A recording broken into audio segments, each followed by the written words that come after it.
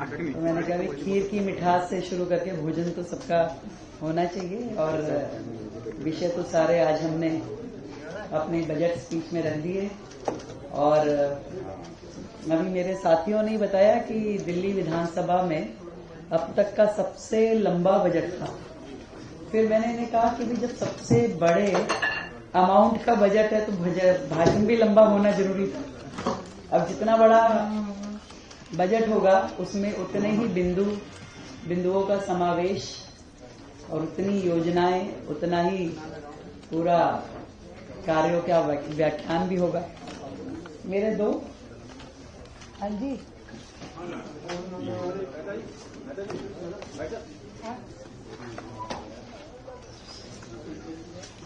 ये छोड़ भाई विशेष तो सबसे बड़ा डिफरेंस तो आप लोगों ने देख ही लिया कि 2024-25 में जो था वो 76,000 करोड़ का बजट था, जिससे दिल्ली के इतिहास में इस बार 1 लाख करोड़ का बजट, जो कि 31.58% का इजाफा जो दिल्ली के इतिहास में अपने आप में पहली बार हुआ, और देश में भी किसी भी बजट का ये सबसे बड़ा इंक्रीमेंट इसे हम बोल सकते हैं। और हर हेड में, मतलब आप जिस भी हेड में आप देखेंगे हर जगह हमने उसको आगे की तरफ लेके गए हैं। यहाँ तक कि budget under schemes, programmes and project जो हमारा है वो 59,300 करोड़ का है, जो कि 2024-25 में 39,000 का था। मतलब उसमें भी इंक्रीज जो है वो 52% का है। और ऐसे ही एस्टेब्लिशमेंट बजट जो है, जो कि पिछले साल 37,000 का था, जो हमारे समय में 40,700 करोड़, इसमें भी इजाफा है। और रेवेन्यू बजट जो 2024-25 में 60,910 करोड़ का था, 2025-26 में 71,884 का, इसमें भी 18% का बढ़त है। और कैपिटल बजट जो है, जो 2024-25 में 15,090 करोड़ का था, वो 25-26 में 28,115। कैपिटल एक्सपेंडिचर की श्रृंखला हमेशा से कम रही है, इसमें 86% का इजाफा है। और पूरे बजट में जो है बड़ा हिस्सा, जिसे कहें, हमारे खुद का ओन टैक्स रेवेन्यू है। यानी 1 लाख करोड़ में से 68,700 ये हमारा अपना टैक्स रेवेन्यू सेक्टर से हमने इसको जनरेट किया है, जो पिछले साल के बजट में 58,750 करोड़ था, जो कि 16.94% इस बार उसमें बढ़त है। वैट में भी, जीएसटी पहले बोलती हूँ, जीएसटी में हमने 2025-26 में 41,000 करोड़ पे इसको लेके गए हैं, जो 34,000 करोड़ होता था, उसमें 20.59% का इजाफा है। वैट में 7,000 करोड़ से 8,000 करोड़ पे हम इसको लेके आए हैं, जिसमें 14% का इजाफा है। स्टैंप एंड रजिस्ट्रेशन फी 24-25 में थी 77,500, जो 25-26 में 9,000 करोड़, जिसमें 16% का इजाफा है। स्टेट एक्साइज 24-25 में 6400 करोड़ और 25-26 में 7,000 करोड़, तो इसमें भी 9.38 का इजाफा है। टैक्सेस ऑन व्हीकल्स 3600 करोड़ था 24-25 में, और 25-26 में 3700 करोड़, इसमें भी 2.78 का इजाफा है। नॉन टैक्स रेवेन्यू, जो कि पहले 1,000 करोड़ था और 25-26 में 750 करोड़ का इसमें है। स्मॉल सेविंग लोन पहले 10,000 करोड़ लिखा है, पर बहुत ज्यादा उन्होंने कभी इसकी और किया नहीं, और हमने इसे 15,000 करोड़ पे लेके गए हैं। Recovery of loan and advances 379 crore है, और हमने जो है इसमें 109 करोड़ इसमें रखा है। सेंट्रली स्पॉन्सर्ड स्कीम, जो पहले 3,223 करोड़ थी, हमने 4,127 करोड़ पे इसको लेके आए हैं, जिसमें कि 28% इजाफा है। तो हम तो केंद्र सरकार की हर योजना जो दिल्ली में लागू होती है, उन सबको अपने यहाँ लेके आएंगे और एटमोस्ट उसका यूटिलाइजेशन करेंगे।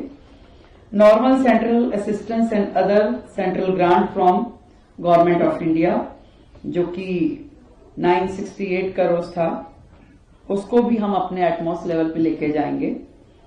और इस तरीके से अलग अलग सारे इसमें है। मैं मेन चीज आप लोगों को थोड़ा सा इसमें बताती हूँ। अलग अलग सेक्टर वाइज जो हमने अपने पूरे बजट में खर्च का प्रावधान किया है और पहले की सरकारों से थोड़ा कंपैरिजन आपके ध्यान में आएगा।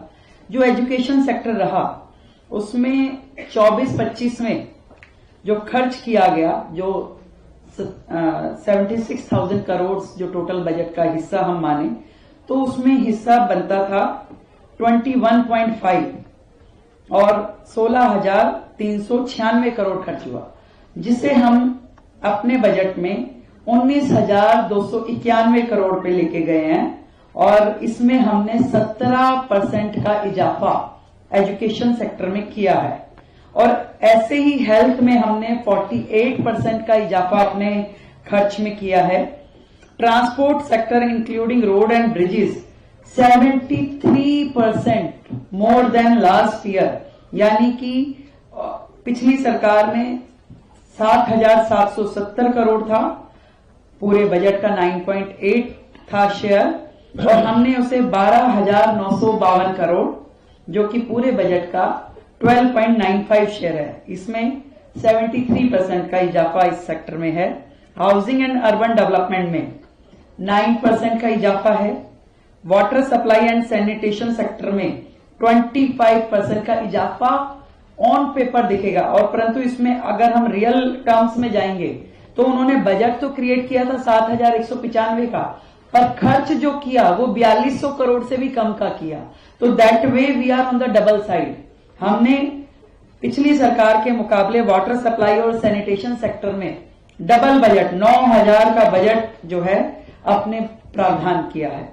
Social welfare and social security sector में उसमें भी 58% का इजाफा है, यानी कि पिछली सरकार ने 6,694 करोड़ किया और हमने किया 10,597 करोड़।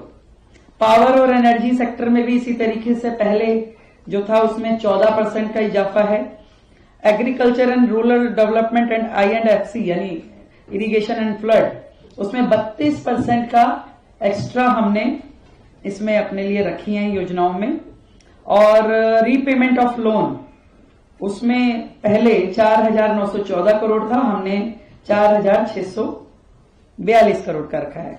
इस तरीके से अलग अलग सारा है। रेवेन्यू सरप्लस जो पिछली सरकार में था वो 3,231 करोड़ का था, और आपको खुशी होगी जान के कि 25-26 में रेवेन्यू सरप्लस 9,661 करोड़ है, जो कि लगभग 200% ज्यादा है। तो इस तरीके से आप देख पा रहे हैं कि ये जो सरकार है डबल इंजन की सरकार, इसका काम करने का एक अपना द्रुत गति से दिल्ली में विकास होगा। और मैं समझती हूं कि दिल्ली की जनता का हर वर्ग इससे लाभान्वित होगा। और हमारा एक ही लक्ष्य है, हमने जो संकल्प किए हैं दिल्ली के निमित्त वो तो हमें पूरे करने ही हैं, परंतु दिल्ली का इंफ्रास्ट्रक्चर, अगर मैं अपने इस बजट को इंफ्रास्ट्रक्चर से जोड़ूं, जो मैंने 10 पॉइंट अपने बोले, मेरे वो पेपर भी दे दो, ये वाला, तो ये सर ये हाँ ये वाला था ना, हाँ 10 पॉइंट हमने जो लिए इंफ्रास्ट्रक्चर डेवलपमेंट जो पहला था, क्योंकि सबसे बेस वही है। अगर किसी भी देखिए देश के लिए इंफ्रास्ट्रक्चर में जो भी आप पैसा डालते हैं वो कल को आपको 2 गुना ज्यादा होकर के आपको आय के साथ जुड़ता है। तो इंफ्रास्ट्रक्चर डेवलपमेंट में हमने कैपिटल एक्सपेंडिचर को डबल किया, तो इसका लाभ हमें डबल इंजन की सरकार के नाते भी मिलेगा। कुछ योजनाएं स्टेट से और कुछ नेशनल से हम करेंगे, उसमें हमें सेंट्रल रोड फंड है और बाकी चीजों से, अमृत योजना में हर जगह से हम कोशिश करके उसको जोड़ेंगे दिल्ली को।